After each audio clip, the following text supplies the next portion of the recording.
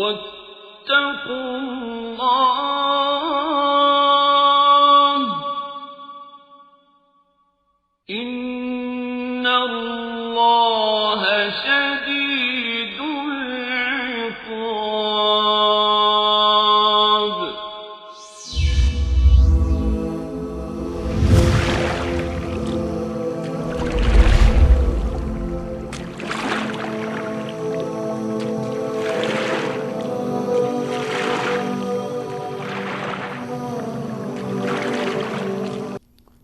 بسم الله الرحمن الرحیم. درود و سلامی به پایان بر رسول اکرم محمد بن عبدالله صلی الله علیه و آله و سلم و سلامی فراوان خدمت شما دوستان عزیز بینندگان شبکه جهانی وصال حق. در چند قسمت گذشته خدمت شما دوستان عزیز در مورد باب خشوع و خضوع در نماز که یکی از باب نماز است، اینکه خشوع و خضوع در نماز روح نماز است و یک چیزی مطلوب در نماز است و هر آنچه که از خشوع و خضوع مسلمان را منع میکند باید در نماز انجام نگیرد. این مطلب را در قسمت‌های گذشته خدمت شما دوستان عزیز در پرتوی احادیث گهرباری رسول اکرم صلی الله علیه و سلم تقدیم کردم و این قسمتی از برنامه ما که قسمت 43 این برنامه است، برنامه احکام فقهی در پرتوی احادیث نبوی. در این قسمت شروع میکنیم به باب دیگری از باب نماز که او باب مساجد است.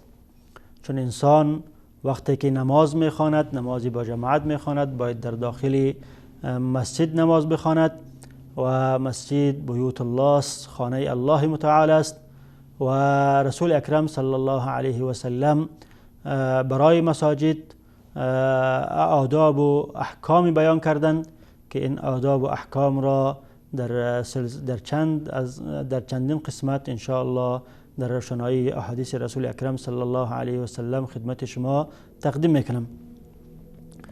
مسجد بهترین جای است در روی زمین و دارای فضیلت و برتری زیاد است که در احادیث و در آیات متعددی بیان شده است. از جمله این است که الله متعال می فرماید و ان المساجد لله فلا تدعوا مع الله احدا. مساجد بدانید که به تحقیق مساجد از الله متعال است، فقط و فقط از الله متعال است. پس شما در مسجد با الله متعال شخص دیگری را نخوانید. در این آیت الله متعال مسجد را نسبت به خویش میدهد، به خود میدهد و این نسبت دادن علما میگن که نسبت شرف و تعظیم است. به خاطر شرف و تعظیم مسجد را نسبت به خود میدهد، لذا مسجد را بیت الله گفته می شود و وقتی که مسجد از الله متعال است حقش این است که در این مسجد هر نوع عبادتی که صورت میگیرد فقط و فقط برای الله متعال صورت بگیرد و هیچ کسی با الله متعال در این عبادات شریک کرده نشود، چه نماز باشد، چه تلاوت قرآن کریم بوده باشد و چه تسبیح و تکبیر و تحلیل و هر نوع عبادتی که بوده باشد فقط و فقط باید برای الله متعال بوده باشد. و مسجد یا مساجد بهترین اماکن در روی زمین هستند. این مطلب را رسول اکرم صلی الله علیه و سلم در حدیث متفق علیه که امام ابو هریره رضی الله عنه را روایت میکند که پیامبر صلی الله علیه و سلم فرمودند احب البلاد الی الله المساجد و ابغض البلاد الی الله الاسواق، که بهترین اماکن، بهترین جاها در نزد الله متعال مسجد است و بدترین جاها و بدترین اماکن در نزد الله متعال اسواق است. چون مسجد جایی است که در اونجا جز نماز، جز عبادت خداوند متعال، جز خواندن قرآن کریم، جز تسبیح و تحلیل چیزی دیگری نیست. لذا شرفی از این را گرفته که بهترین اماکن در روی زمین است. و اسواق جایی است که جز دروغ گفتن، جز فریب دادن و جز خداع مردم چیز دیگری نیست.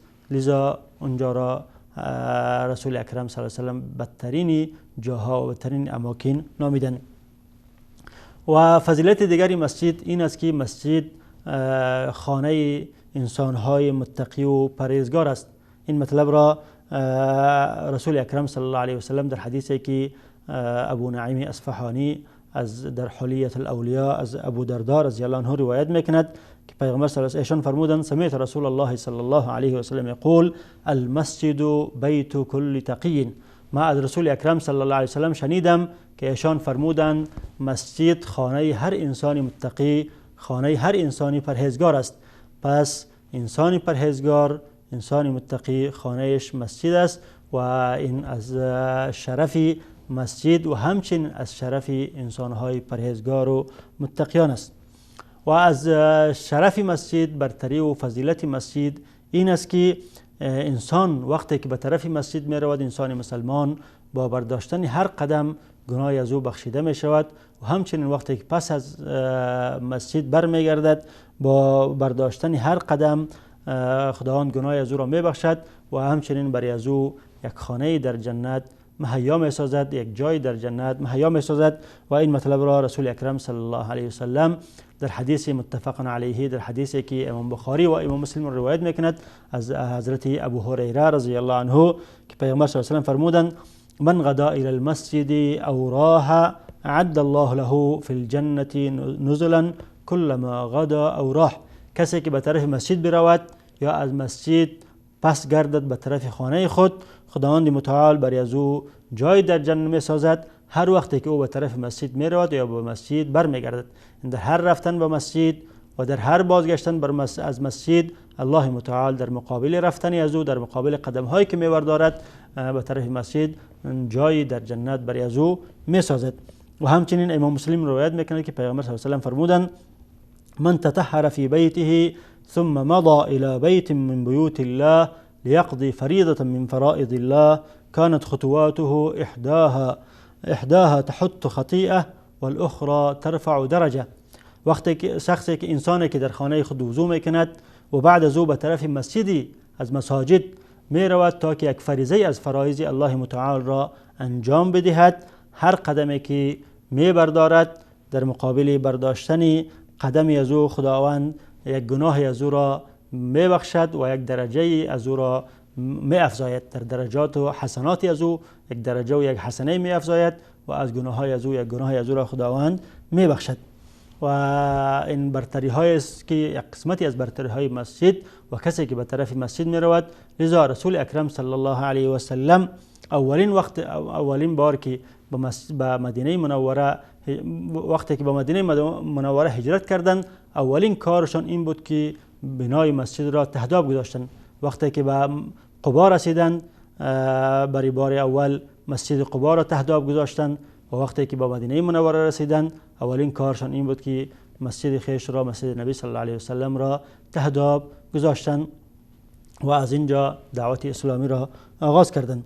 و برای بنای مساجد هم در احادیث متعددی و در آیات متعددی تشویق و ترغیب آمده و فضیلت برای از او بیان شده که کسی که مسجد را بنا میکند از جایگاه و از فضیلت عالی و برتری در نزد الله متعال برخوردار است. و از آن جمله الله متعال می فرماید انما یعمر مساجد الله من آمن بالله واليوم الآخر واقام الصلاة وآتى الزكاة ولم يخش الا الله فعسى اولئک ان یکونوا من المهتدین. در این آیت الله متعال کسی که مسجد را بنا میکند، بنای مسجد را اولا علامه ایمان و علامه هدایت مینامد که مسجد را کسی بنا میکند که او به ایمان بوده باشد. بنا کردن مسجد علامه و نشانه است به ایمان شخص. جور کردن مسجد علامه و نشانه است بر ایمان شخص و همچنین جور کردن مسجد علامه و نشانه است یا سبب است برای اینکه انسان راهیاب شود و هدایت شود. و همچنین بنای مسجد رسول اکرم صلی الله علیه و سلم کسی که مسجد میسازد برای الله متعال او را بشارت به جنت داده. حدیث متفق علیه است از امیر المؤمنین عثمان بن عفان خلیفه سوم مسلمان ها که ایشان روایت میکنه که پیغمبر صلی الله علیه و سلم فرمودند من بنا مسجدا یبتغی به وجه الله بنى الله له مثله فی الجنه. کسی که مسجدی بسازد و در این کار خود، در این بنای مسجد خود فقط و فقط رضای الله متعال مطلوب از او بوده باشد و دو ریا و سمعت و خودنمایی نبوده باشد، الله متعال در مقابل از او برای از او مثل این مسجد یک خانه در جنت می سازد. و همچنین بنای مسجد، جور کردن مسجد صدقه جاریه است که تا وقتی که مردم در این مسجد نماز میخوانند ثواب ازی برای این شخص بعد از مرگش میرسد. رسول اکرم صلی الله علیه و آله میفرماید که اذا مات ابن آدم انقطع عنه عمله الا من ثلاث، وقتی که انسان میمرد عملی از او قطع می شود مگر در سه حالت است که عمل از او برای از او بعد از مرگش هم در قبرش هم برای از او میرسد. اول صدقه جاریه که صدقه جاریه از خود بگذارد که چاهی بکند، مسجدی بسازد و علم از خود بماند و کتابی نوشته کند که از او مردم نفع بگیرند. علم ینتفع به دوم، علمی که از او نفع مردم بگیرند، کتابی بنویسد، شاگردانی از خود بماند. ولد صالح یدعو له سهم، ولدی نیکی که پسری نیکی که از خود بماند که برای از او دعا بکند. به هر حال جور کردن مسجد از جمله صدقه جاریه است که بعد از مردن انسان ثوابی از او هم در قبر برای از او وصلت میکند و میرسد. و مساجد روی زمین، بهترین مساجد 3 مسجد است. مسجد الحرام که یک نماز خواندن در آن برابر 1,00,000 نماز خواندن است، 100,000 نماز خواندن است. و مسجد نبی اکرم صلی الله علیه و سلم در مدینه منوره که یک نماز خواندن در آن برابر 1,000 نماز خواندن است، همچنان که در حدیث صحیح ثابت است. و مسجد الاقصی که یک نماز خواندن در آن برابر 500 نماز خواندن است. و بعد از او در رتبه و مقام مسجد قبا می آید که یک نماز خواندن در آن همچنان که در حدیث صحیح از رسول اکرم صلی الله علیه و سلم ثابت است که یک نماز خواندن در آن برابر اجر و ثواب یک عمره است. و رسول اکرم صلی الله علیه و سلم برای مساجد آداب و احکام متعددی در احادیث متعددی بیان کردند که با دیدن یک میانه برنامه کوتاه بعد از او خدمت شما شروع میکنیم با بعضی از آداب و احکام مسجد که در احادیث گهرباری رسول اکرم صلی الله علیه و سلم آمده. با ما باشید.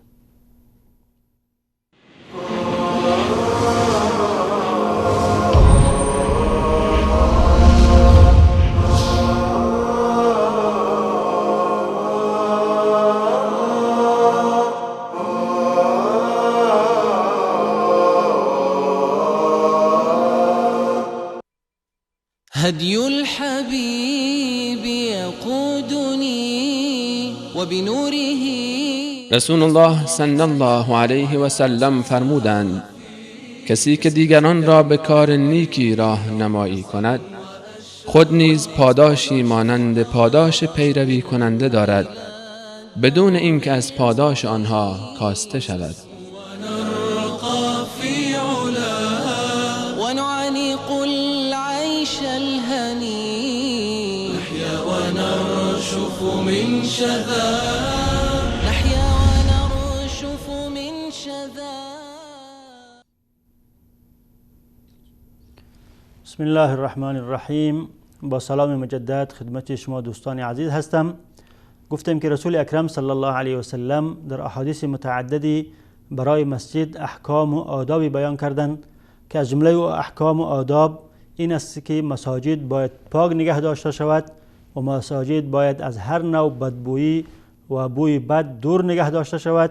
و این مطلب را رسول اکرم صلی الله علیه و سلم در حدیثی که و حدیث را امام احمد و ابو داود و امام ترمذی رحمت الله علیهم از ام المؤمنین عایشه صدیقه بنت الصدیق رضی الله عنهما روایت میکنند که حضرت عایشه صدیقه فرمودند امر رسول الله صلی الله علیه و سلم ببناء المساجد في الدور و ان تنظف و تطیب.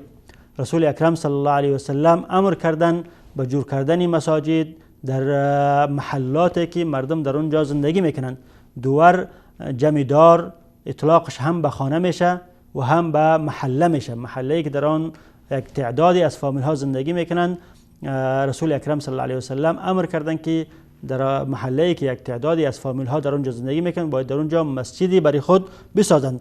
و ان تنظف و تطیب، و همچنین به امر کردند که مسجد باید نظافت مسجد مراعات شود و مسجد باید نظیف نگاه داشته شود و تطیب و مسجد باید خوشبو نگاه داشته شود. از هر نوع بدبویی مسجد را باید دور نگاه داشته شود. و در حدیث دیگری رسول اکرم صلی الله علیه و سلم از اینکه انسان وقتی که چیزهای بدبوی را میخورد، رسول اکرم صلی الله علیه و سلم منع کردند که باید به مساجد نزدیک نشوند، چون از دهان او شخص بدبویی میبراید و در اثر بدبویی مسجد بدبویی میشود و مردم مسلین نمازگزارها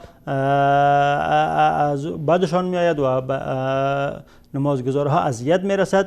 لذا از او رسول اکرم صلی الله علیه و سلم در حدیث دیگری منع کردند که حدیث متفق علیه است از صحابی جلیل القدر جابر بن عبدالله رضی الله عنه که پیغمبر صلی الله علیه و سلم فرمودند: من اکل الثوم والبصل والكراث فلا يقربن مسجدنا فإن الملائکه تتأذى مما يتأذى منه بنو آدم. کسی که سه نوع گیاه را میخورد که او ثوم است، سیر است و پیاز است و گندنه هست، این سه نوع گیاه را وقتی که میخورد فلا یقربن مسجدنا، باید به مسجد ما نزدیک نشود، باید به مسجد حاضر نشود. بعد از خوردن این گیاه ها مباشرتا باید به مسجد نیاید، چون در این سه نوع گیاه است که دهن انسان را بدبوی میکند و از دهن انسان بوی بدی بیرون میشود که در اثر از او نمازگزارها اذیت مییابند و همچنین ملائکه هایی که در مسجد یا در حلقه های علم تشریف دارند اونها اذیت مییابند. و فإن الملائکه تتأذى مما يتأذى منه بنو آدم، ملائکه اذیت مییابد از آنچه که بنو آدم انسان ها هم اذیت مییابند. وقتی که انسان ها از بدبویی اذیت مییابند، ملائکه هم از بدبویی اذیت مییابند و این انسان وقتی که بعد از خوردن این سه نوع گیاه به مسجد میآید سبب بدبویی مسجد می شود و سبب اذیه نمازگزارها و سبب اذیه ملائکه هایی که در مسجد هستند سبب اذیت اینها می شود. لذا آمدن به مسجد رسول اکرم صلی الله علیه و سلم بعد از خوردن این گیاه ها منع کردند و خوردن این گیاه ها که ثوم و بصل و کراس است اینها مباح است، اشکالی نداره، لیکن آمدن به مسجد بعد از خوردن اینها اشکال داره. رسول اکرم صلی الله علیه و سلم منع کردند تا که مسجد بدبوی نشود. و همچنین در حدیث دیگری از تف کردن یا انداختن یک چیز چتلی در داخل مسجد رسول اکرم صلی الله علیه و سلم منع کردند تا که نظافت مسجد مراعات شود. حدیث انس بن مالک رضی الله عنه که متفق علیه است که رسول اکرم صلی الله علیه و سلم فرمودند: البصاق فی المسجد خطیئه و کفارتها دفنها. تف کردن در داخل مسجد گناه است و کفاره این گناه این است که انسان او را باید دفن کند، زیر خاک بکند یا زیر ریگ و زیر سنگ و زیر چیزی که در داخل مسجد زیر از او باید بکند تا که دیده نشود. و همچنین گفتیم که وقتی که در مسجد توف میکند، مسجد به شکلی بوده باشد که در او مثلا ریگ بوده باشد یا خاک بوده باشد که بتواند توف خود را زیر خاک بکند، در او صورت میکند. اما اگر به شکلی بوده باشد که نتواند، باید در مسجد هیچ نوع توف و گندگی را انسان نه اندازد.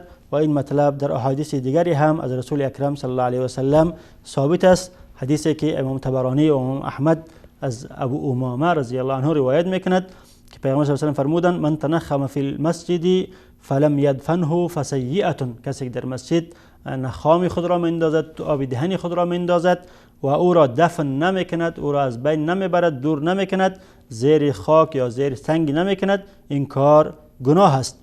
و همچنین امام مسلم از ابو ذر غفاری رضی الله عنه روایت میکند که پیامبر صلی الله علیه و سلم فرمودند: وجدت فی مساوی امتی النخامه تكون فی المسجد لا تدفن. ما وقتی که گناه های امتی به من پیش شد، به من عرض شد، در جمله گناه های امت خود من این را هم یافتم که شخصی توف کرده بود در مسجد و توف خود را دفن نکرده بود، توف خود را دور نکرده بود، پنهان نکرده بود. این هم از جمله گناه هایی است که من در گناه های امت خود یافتم وقتی که به من عرضه شد. و حدیث دیگری امام ابو داود و امام ترمذی از خادم رسول اکرم صلی الله علیه و سلم انس بن مالک روایت میکند که پیغمبر صلی الله علیه و سلم فرمودند: عرضت علی اجور امتی حتی القضات یخرجها الرجل من المسجد. و من اجور امتی من، مزدهای امتی من، حسنات امتی من پیش شد و در جمله از او ما این را دیدم که اگه انسانی یک چتلی را از مسجد بیرون میکند.